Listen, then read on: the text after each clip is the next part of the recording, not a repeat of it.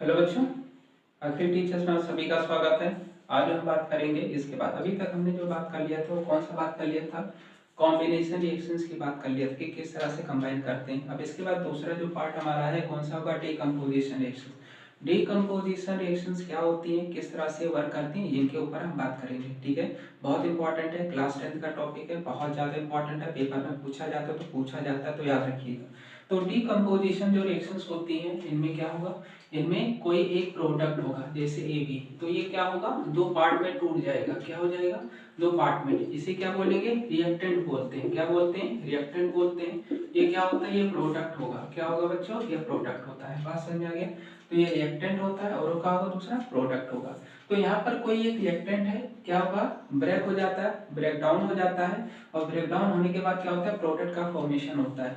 इसके अगर हम नोट्स की बात करते हैं तो टेलीग्राम चैनल है अखिल टीचर्स के नाम से, वहां पर इसका आपको क्या होगा, नोट्स मिल जाएगा। तो वहां पर आप क्या कर लेते हैं, पीडीएफ अपलोड कर सकते हैं। ठीक है, अपना पीडीएफ अपलोड कर लेंगे। ठीक है, तो यहाँ पर हम क्या करेंगे, एक्सप्लेनेशन देंगे जिससे क्या हो, समझ में आ सके।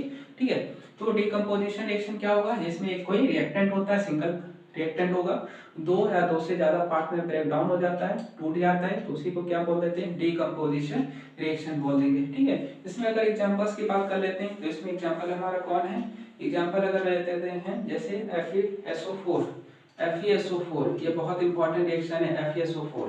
ठीक है, इसे क्या बोलते हैं, फेरस सल्फेट बोलेंगे। क्या बोलेंगे, फेरस सल्फेट बोलते हैं। अब फेरस सल्फेट जब भी ब्रेक होता है, क्या होगा, जब भी ये ब्रेक होगा, ब्रेक कैसे होगा, हीट कर देंगे। क्या कर देंगे, इसको हीट कर देंगे। तो हीट करेंगे तो सबसे पहले क्या बनेगा, याद रखिएगा, Fe2O3 बनेगा। क्या बनेगा, Fe2O3 बनेगा, और साथ में क्या बनेगा, SO2 बनेगा, और साथ में क्या बनेगा, SO3। देख रहे हैं कितने प्रोडक्ट बने। तो ये बहुत खास इंपॉर्टेंट रिएक्शन है। इसे क्या बोलते हैं, फेरिक ऑक्साइड। क्या बोलेंगे, फेरिक ऑक्साइड है। ये क्या है, फेरिक ऑक्साइड है।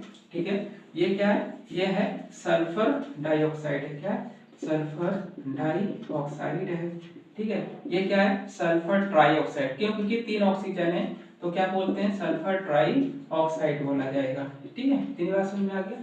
इसके बाद दूसरी रिएक्शंस की बात करते हैं, जैसे ग्लूकोज है, ग्लूकोज भी तो डिकम्पोज हो रहा है। ग्लूकोज C6H12O6, तो ये किसके साथ कंबाइन करेगा, ऑक्सीजन के साथ, तो इसे क्या बोलते हैं, ग्लूकोज। तो ग्लूकोज भी डिकम्पोज हो रहा है, तो क्या बनाएगा, सबको पता है, CO2 बनाता है, कार्बन डाइऑक्साइड। ठीक है, और क्या बनाएगा, वाटर बनाएगा, और साथ में क्या बनाएगा, एनर्जी बनाएगा, जो कि हम यूज कर लेते हैं एज ATP फॉर्म। किस फॉर्म में, ATP के फॉर्म में।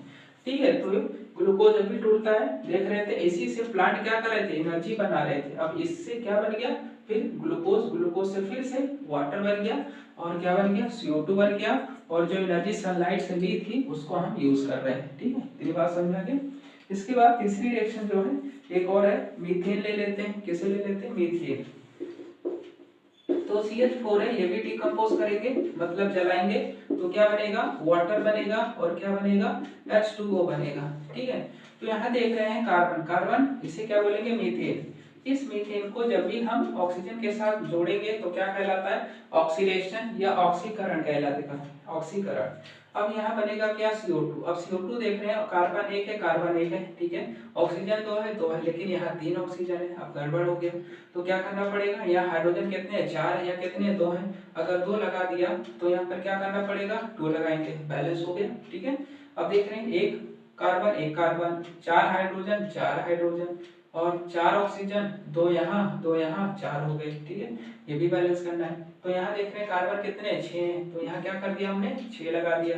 यहाँ कार्बन, हाइड्रोजन कितने, 12 हैं, और यहाँ ऑक्सीजन कितने, 6 हैं। ऑक्सीजन कितने, 6 यहाँ। ठीक है, अब यहाँ पर देख रहे हैं, तो यहाँ पर देख रहे हैं कुछ ऐसा है नहीं, तो क्या करना पड़ेगा बताइए, यहाँ 6 लगा देंगे। ठीक है, तो 6 दूनी 12, 12 ऑक्सीजन हो गए, और ऑक्सीजन कितना हो गया, 12 हाइड्रोजन हो गया, ऑक्सीजन 6 हो गया, और 6 दूनी 12, यहाँ 18, तो 18 ऑक्सीजन है, तो यहाँ पर कितना लगा देंगे बताइए, यहाँ पर 6 लगा दें, 6 दूनी 12, और 12 6 कितना हो गया, 18 ऑक्सीजन हो गया।